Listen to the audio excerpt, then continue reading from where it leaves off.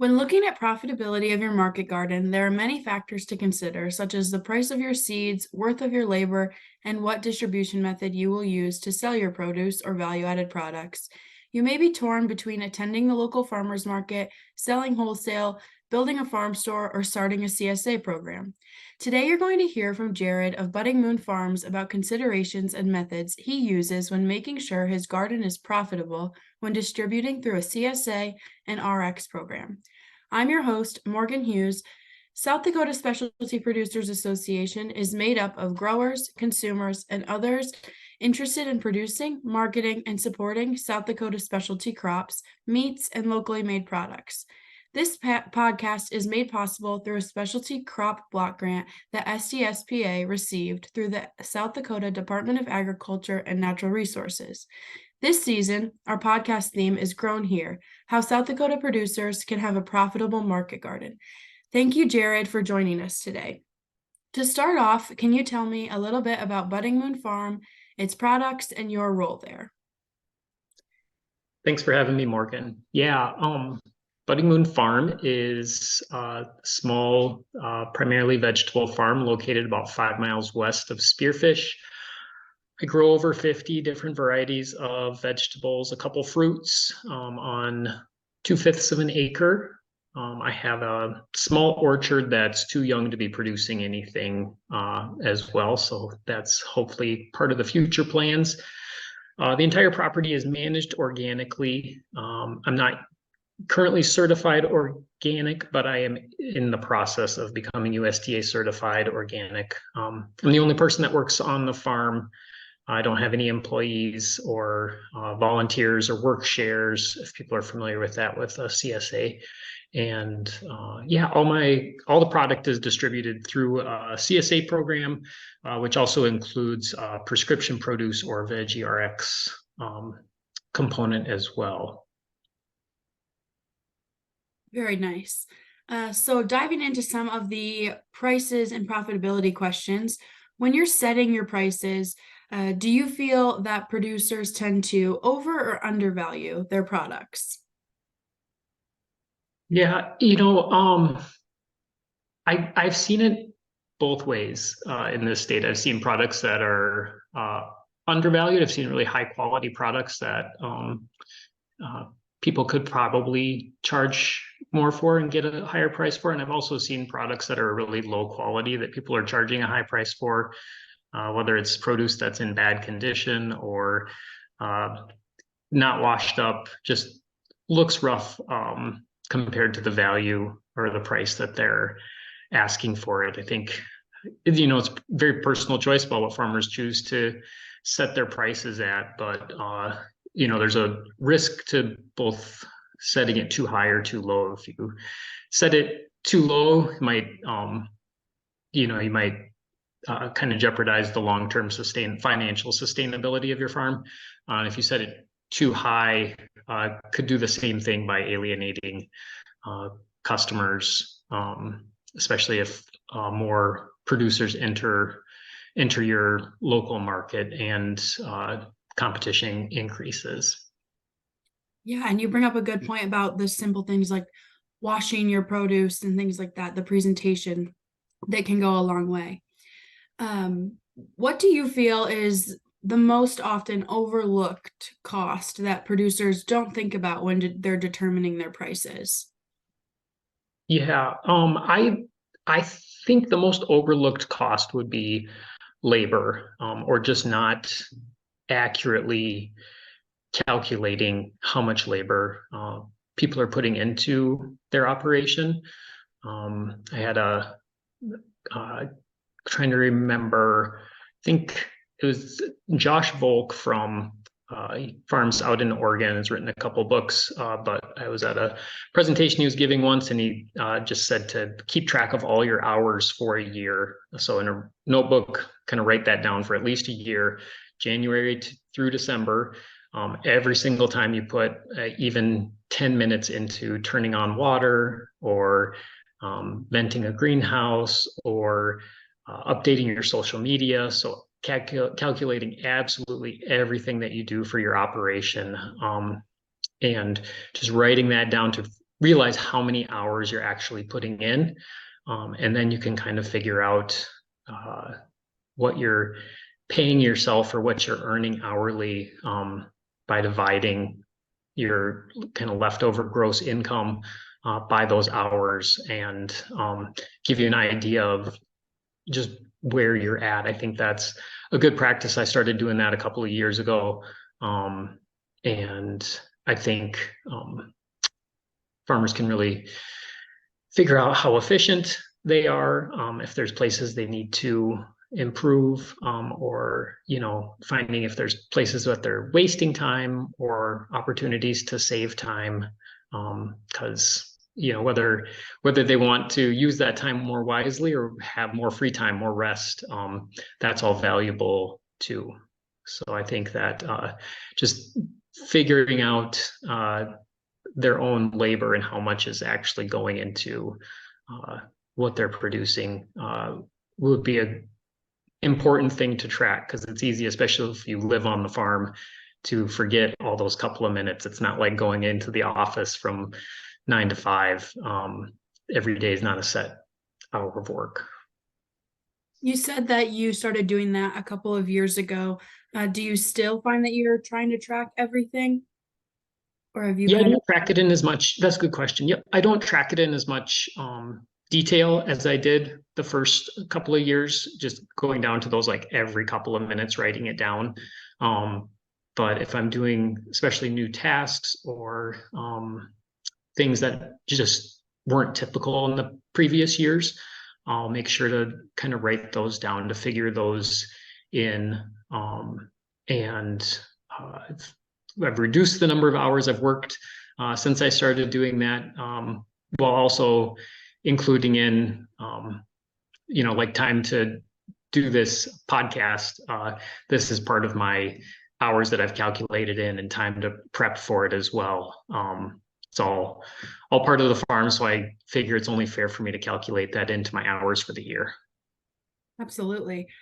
So has Budding Moon taken part in any other distribution previously? Yeah. So like I said, I'm 100% distribution through CSA, besides some that's distributed, donated to a food pantry. But the first year I did sell a small amount to a local restaurant and a small grocery store in town. But after that, I switched 100% to the CSA distribution model, and then included the prescription produce to that CSA as a way to reach more members, customers, whatever you want to call them, who couldn't afford and weren't being connected to my CSA. So that's how I kind of transitioned that in. I guess it's been 3 full years I've been doing the prescription produce program. So through that transition, what was the effects on your profitability that you noticed versus distributing to restaurants and the CSA shares? Yeah. I think if you run a CSA well, it can be extremely profitable, compared to both wholesale, whether it's through a grocery store, restaurant, or selling at a farmer's market. A lot of times with the wholesale, especially the grocery stores and often restaurants, are looking for a lower price than you could get with direct to consumer, like at a farmer's market or CSA or farm stand. But the nice thing about a CSA is that there's not much for associated costs with me. If you're at a farmer's market, you have to pay for your spot, your booth, for the year at most places. Depends on where you're at. It could be really cheap, or in a bigger location, it could be a little bit pricey. And there's also very little time I put into the CSA. So I don't have to drive to the farmer's market. I don't have to set up at the farmer's market, sit at the farmer's market for 1 or 2 days a week. It's just set pickup time for the CSA. And some people do it even quicker by just dropping off the boxes, but I staff my CSA, and so I get to interact and meet with all the customers. And I don't put any cost into marketing as well. Over the last couple of years, everything's pretty much sold itself, both from having returning members, and then from those members, word of mouth, sharing it with their friends, and then they sign up or get on my waiting list if I'm filled. Really, you can, especially after the first year, the first year or two of a CSA, you might have to advertise if people don't know about you in the community. But after that, the quality of your vegetables really sells itself. There's also, if you plan and organize your CSA well, there should be very, very little waste. So if you're able to plan out your season as opposed to a farmer's market, you might go and you might sell out all of something, and then have other products left over that no one's buying. And unfortunately, sitting out at a farmer's market in the sun, or even if you've got good shade, the heat really does a number on that produce and makes it pretty unsellable after the farmer's market, as opposed to the CSA. I only harvest and distribute exactly what I'm going to that week, so there's no waste from any product not being moved at all. So I've kind of got all the selling done at the beginning of the year, and then all I have to do is focus on growing it, harvesting it, and getting it cleaned up and packed up for people. Yeah, you mentioned returning shareholders, and I'm curious, from year to year, do you find that a large percentage of your shareholders are returning customers, or do you have a large amount of new customers each year as well?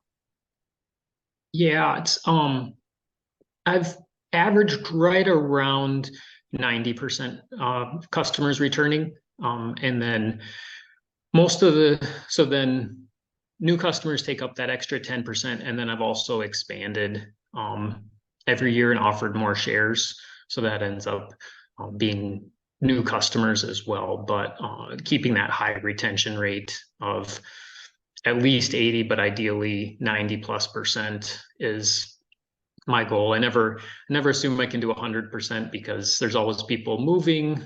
They've got life changes, whether it's kids get more busy, so they travel more, and a CSA doesn't work for them in the summer. But my goal is always to keep everyone happy enough that they want to return, if it makes sense with their schedule, if they still live here. So that makes it, again, easier for me. I've known my customers at the beginning of the year, even before I can harvest anything. So when you're pricing out your CSA shares, can you walk me through your method of pricing out each share for the year and discuss some of the factors that you take into account? Yeah. So my pricing is a little bit different. So I distribute my CSAs on a sliding scale, or I call it pay what's right for you. So all the members get to choose what they want to pay. I have a value written down, so people can sign up for small, medium, or large share. The values of those are $20 a week, $30 a week, or $40 a week. So they're told ahead that my goal is to get them at least that value. Ideally, I shoot for 10 to 20% more than that value every week, because they've committed to me. So I like to hopefully have a little bit of bonus, a little bit of wiggle room in case the weather's bad one week or something, and it dips below. The other weeks have made up for it. So with the sliding scale, or the pay what's right for you, say, here's what's going to be in the value each week. You can sign up for whatever size, and then they get to choose what fits their household budget. There's suggested amounts. So I look at like what's a living wage in our area, what amount of that people would spend on their food budget. And then I also look at kind of what the median wages are in our area, as well. And when I first started pricing this way, I figured out that um, a lot of like local organically grown food is unaffordable to quite a few people, majority of the people actually in our area. So figuring out that $40 value for a large share each week, which I calculate that by looking around at like the local food co-op, grocery stores, kind of scanning for similar produce, and ideally, like I said, the goal is to have it be higher quality so that people want it even more. And other local farm stands, so I just kind of check the prices on that to figure out what should I be valuing my pound of green beans at, pints of cherry tomatoes, etc. And figuring out that value and kind of crunching the numbers for setting the kind of the base of my sliding scale. I figured out that for people kind of making the median middle income, they need about a 40 to 50% discount to be able to afford it in their budget. So that's what I suggest. And then if other people are able to contribute more, I say they can support someone else, support a share by contributing a little bit more. But again, it's all on the honor system. Whatever they want to pay is what I accept, and it's worked out well. The relationships I have with my members, got a good trust system, and a lot of people have appreciated being able to pay a lower price. It's made it so that they can remain members every year, even if their job situation, income situation changes for their family. They know they can pay a little bit less that year, and no questions asked. They still get to be a part of it, just like everyone else. That sounds like a really great system and makes it very accessible for the community and allows them to share the wealth. With CSAs, if they can't come every week to pick up their share or they miss a week, what happens with those vegetables that they miss that week? Yeah. Most of the time, if they know that they're going to be gone, they either set up with a friend or other family member or neighbor to come pick up their share. Occasionally, some of them just say, please, donate my extra to the food pantry this week.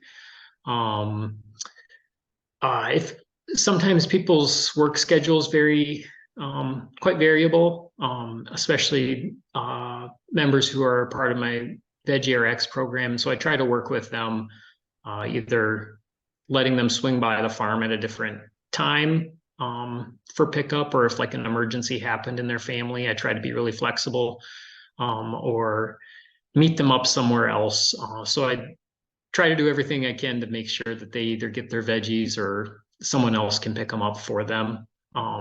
But again, like, CSA just doesn't work for everyone. Some people, their schedule is really all over the place. And so if anything, I try to convince people of why a CSA doesn't work for them. And then if they still stick around and still want to be a part of it, then I usually know it's going to work out pretty well. But I try to not sell them on anything that's not appropriate for them, for their family, for their situation. So my next questions are moving a little bit more into the growing of the produce. So with a lengthy CSA season going all the way to December, are there any season extenders like high tunnels that you find are most helpful in terms of profitability and longevity from year to year? Yeah, I do utilize movable high tunnels, and that definitely helps me get things growing earlier in the season, as well as extending it later into the season. It's a big draw for a lot of the CSA members, I think, which makes it easier to sell the shares as well.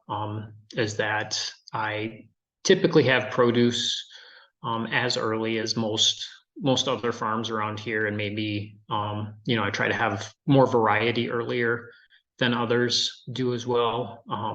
But for me, more importantly, is going later into the season.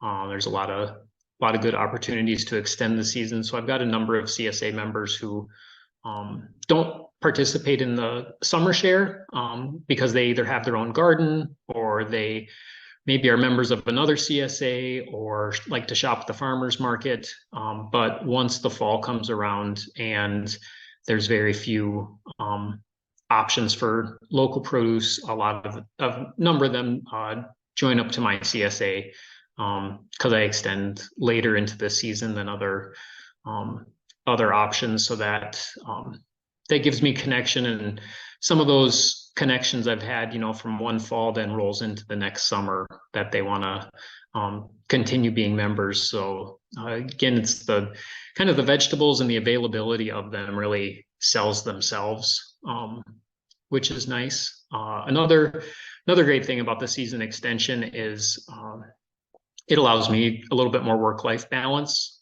So I don't have to just work 60 to 80 hours a week in the summer. I set my goal and have met it to work never more than 50 hours a week, even in the peak of the summer. And it allows me to spread out the season longer, but I want to make sure that I can enjoy all the things I like to do during the summer: hiking, spending time with my family, etc. And high tunnels and protected growing environments are also a little bit of a insurance policy against some weather. You've got a little bit more controlled climate. So they're profitable, and just the ability to grow in that controlled environment, that protected space, makes them profitable. You don't even need to receive one of the infrastructure grants or high tunnel grants to make the numbers work. Just the return compared to growing outside really pays for themselves in a pretty short period of time. So it's a good investment to make for more productivity, more efficiency on the farm, for sure. Another important thing for extending my season is storage.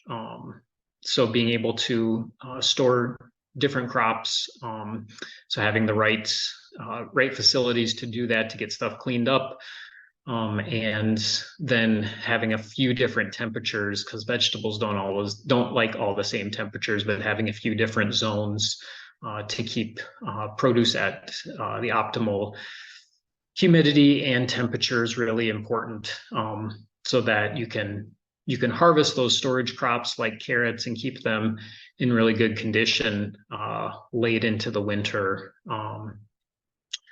I guess a final thing doesn't even involve any infrastructure, but just being able to pick out some unique varieties of things or different crops that consumers might not be familiar with in our area, but that do better in colder temperatures.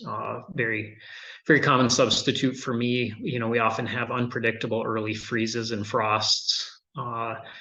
So I choose to grow a lot of chicories like radicchio in the fall and early winter, as opposed to lettuce, which is a little bit more vulnerable to those freezes and frosts. So it's just been, all I have to do is a little bit of education on cooking, eating preparation for those, since people aren't as used to the chicories as the lettuces. But for me, then I don't lose a crop when the weather turns really fast on me. That's great. Talking about the different seasons, do your customers typically purchase the summer shares and then the fall shares?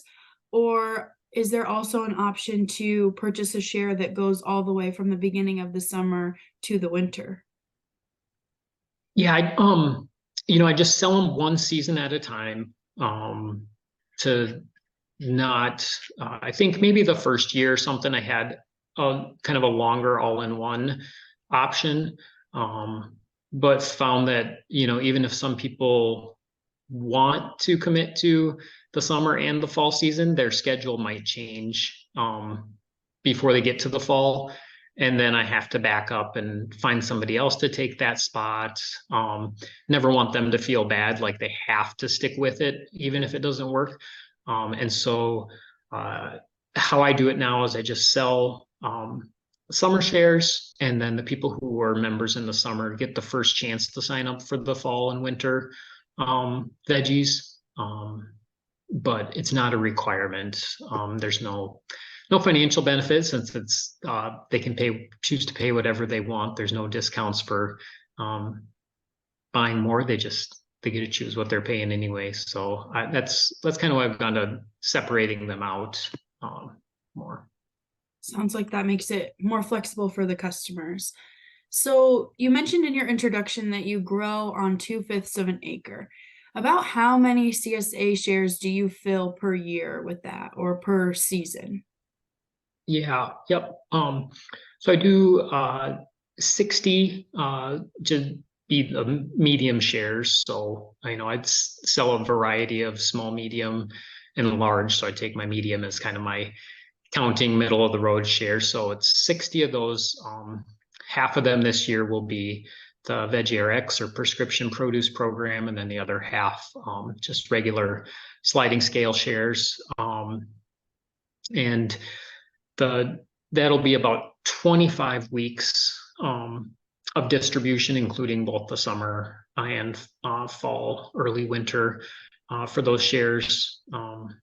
In addition to that, it's my goal to have about 5 shares worth for our own household, for ourselves, storage, sharing with neighbors, for all 52 weeks of the year, and then also contributing to the local food pantry. So the kind of the goal, maybe a different way to calculate it would be kind of a value amount. My goal is to turn out about $60,000 worth of produce per year on the 2/5 of an acre, and then keep my expenses below $7,000 a year for everything with that. So to fill 60 shares for plus your households and the food pantry for 25 weeks, is there any practices that you use to specifically increase your yield when you're using a smaller space? Yeah, I think maybe I've not quite mentioned this, but rather than focusing on profitability as the word with my farm, since it's sliding scale, I really try to focus on being efficient and productive. And then, like that kind of goes back to your question before, then you just figure out where to set your price to. If you're being efficient, you're being productive, then you set the price to figure out how to be profitable. So for me, for that efficiency on the small scale, it's really about making every square foot count. So that there's as little wasted space as possible. There's obviously places I have to walk, so I can't grow stuff there because I would squish it, make it unmarketable. But I try to maximize really every square foot. So that means I don't use any plastic mulch because that's just wasted space. So rather than covering the ground with mulch, I interplant a lot. So a lot of people put mulch underneath their large long season crops like tomatoes, peppers. Instead of that, I interplant small gem lettuces under those, different herbs like basil, parsley, and then in with like brassicas, cabbage, cauliflower, etc. I interplant a lot of other herbs, cilantro, dill, scallions. So to really use that space so there's not bare ground.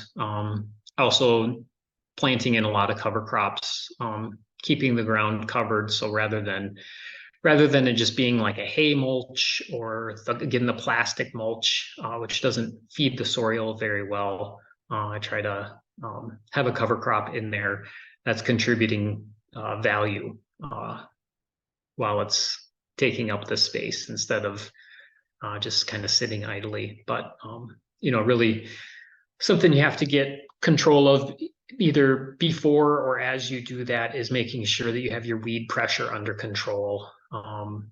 That I know that's why a lot of people use the plastic mulches, is to not spend time weeding. But if you can kind of prevent those weed problems from the start by biting off a small amount rather than too much, then you don't need the straw mulch, you don't need the plastic mulch to control weeds. The the plants you're trying to sell can outcompete the low weed pressure for sure. So it's trying to, really use every square inch. And then once I harvest things out, really flipping them into another crop really quickly, ideally the same day. And if I don't have time to grow another crop, like I said, it's immediately then rolled into a cover crop, which also adds value. That's how I provide nutrients. I've got almost no bought in inputs and fertilizers. It's all cover crops, so they are contributing value even if I'm not selling them or distributing them to anyone. So aside from other produce, what types of cover crops are you using in your garden? Yeah, I use a really wide variety. Try to have multiple species in every mix of cover crops. So usually at least one grass like oats, barley. Used a little bit of winter rye, but we've got a really short season, so it's hard to get a crop after it here for me. And then different peas, clovers, few flowering species like Phacelia. And then occasionally I also cover crop with marketable crops like cilantro to add more diversity in there, but then also have a crop that I can sell at the same time to use that space. So it's really trying to have a mix out there. I don't use any brassicas like radish as cover crops because I already have a lot of those as my in that family that I sell, and so I don't want to attract more pest or disease pressure because I don't use any pesticides, insecticides at all. So it's about really my cultural management practices. So I try to not make more problems for myself with anything. One final question about the expanding of your program that you mentioned earlier. From year to year, about how many shares have you expanded?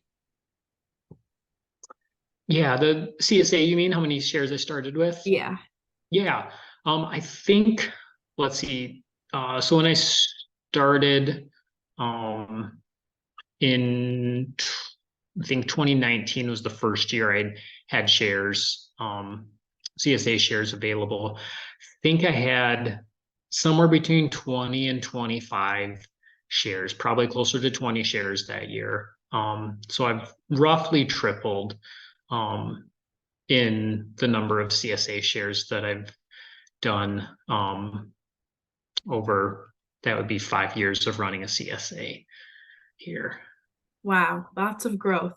Thank you for joining us and visiting with us today. If anyone were wanting to learn more about your programs or stop and visit Budding Moon, where can they find out more?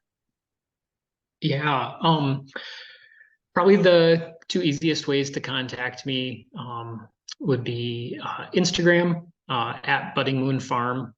You can message me there, check out some of the other things I've mentioned, or email is always a great way to get in contact with me, buddingmoonfarm@gmail.com. And I'm always happy to chat with people, learn from people, share what I've done, share my mistakes, etc. That's how I've learned to grow, is by a lot of other producers sharing their knowledge and experience with me. So I'm happy to pass along anything I can. Thank you. And thank you also to our listeners for tuning in to the South Dakota Specialty Producers Association podcast. And until next time, keep growing.